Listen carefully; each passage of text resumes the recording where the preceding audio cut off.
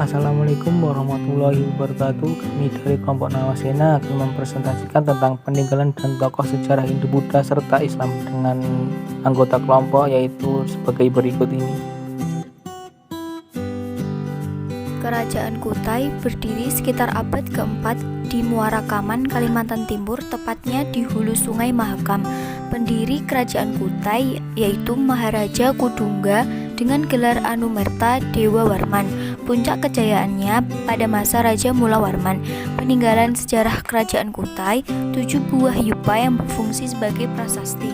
Tarumanegara berdiri kisaran abad keempat hingga abad ke-7 di Jawa Barat tepi sungai Cisadane. Pendiri Maharesi Jaya Singawarman dari India. Puncak kejayaan masa Raja Purnawarman, memerintahkan panggilan sungai Gomati dan Chandrabaga sepanjang 6.112 tombak, lalu mengadakan selamatan dengan menyediakan 1.000 ekor sapi kepada kaum Brahmana. Buktinya prasasti runtuh disebabkan oleh serangan kerajaan Sriwijaya. Singosari berdiri pada tahun 1222 sampai dengan 1227 Masehi. Pendiri Ken Arok merupakan cikal bakal berdirinya kerajaan Majapahit. Peninggalan sejarahnya Candi Kidal, Singosari, Jago, Kangenan, Jawi dan lain-lain. Prasastinya Wurare dan Singosari, dan arcanya Anuspati, Kendedes, Jokodolo, Wisnuwardana dan Dwarapala. Kerajaan Majapahit berdiri pada tahun 1293 sampai 1500 Masehi di Jawa Timur, tepatnya Lembah Sungai Brantas dan Bengawan Solo. Pendiri Raden Wijaya, dan puncak kejayaannya pada Hayam Wuruk dan Patih Gajah Mada yang terkenal akan Sumpah Palapa. Bukti sejarahnya meliputi candi dan kitab-kitab. Kekuasaannya terbentang di Jawa, Sumatera, Semenanjung Malaya hingga Indonesia bagian timur. Keruntuhannya pada Perang Paragreg tahun 1404 sampai 1406 sebagai awal keruntuhan Majapahit.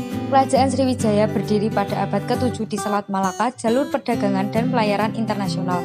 Raja pertama Daputa Hyang Sri Janayasa, masa kejayaan pada masa Balaputra Dewa, saat itu berhasil menguasai jalur perdagangan yang strategis dan beberapa kerajaan lainnya.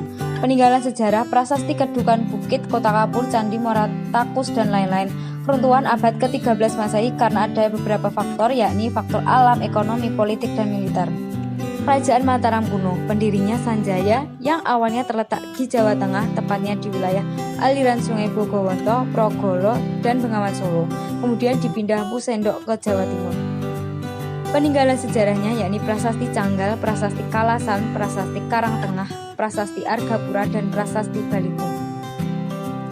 Kerajaan Kediri berdiri pada tahun 1041 atau 963 Masehi, di mana raja pertama yaitu Jayawarsa, dan peninggalan sejarah berupa Kitab Krisnayana ditulis pada masa pemerintahan Raja Jayawarsa.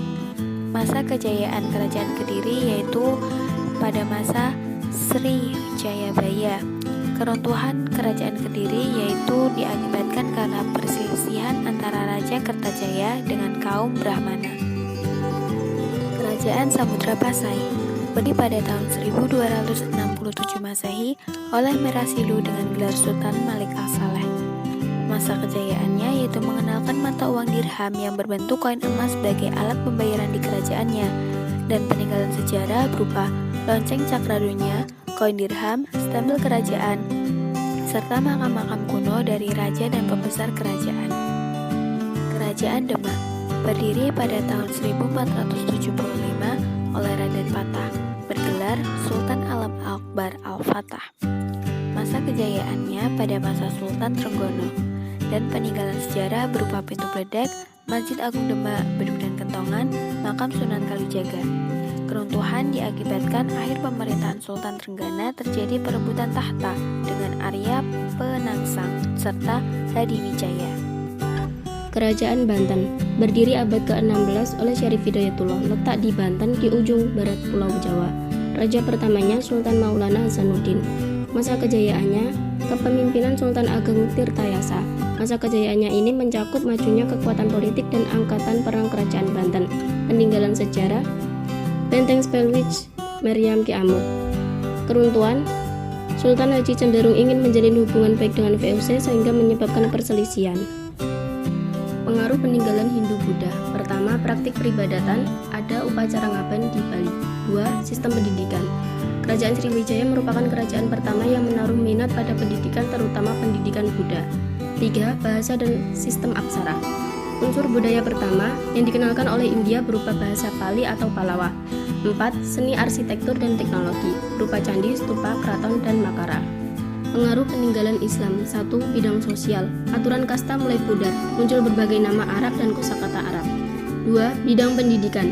Mata pelajaran dan proses pendidikan pesantren berubah menjadi pendidikan Islam. 3. Bidang bahasa dan sastra. Semua orang dapat belajar bahasa Arab. 4. Bidang arsitektur dan kesenian. Masjid di Indonesia tidak memiliki kubah di puncak bangunan.